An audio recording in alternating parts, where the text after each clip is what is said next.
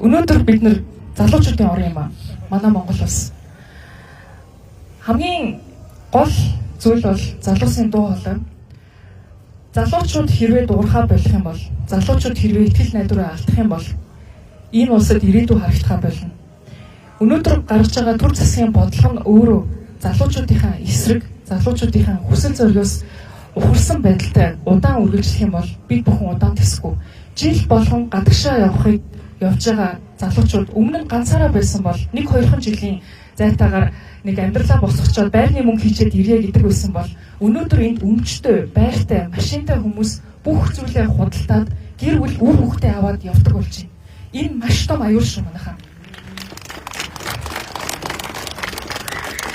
Улс төрчид маш олон зүйлийг ярьж болно. Бас маш олон зүйл дээр хүмүүс таалагдах үг хэлж болох байх. Гэхдээ үйлдэл чухал гэж би өнөөдөр бодсон. Тэгэхээр засагчдынхаа гаргаж байгаа энэ зүйлд бол гарын үсэг зурна гэдгээ бас өнөөдөр хэлье. Тэгээд та бүхэндээ маш их баярлалаа. Монгол улс чөлөөт эдийн засагтай чинэлэг улс болно гэдэгт би итгэдэг.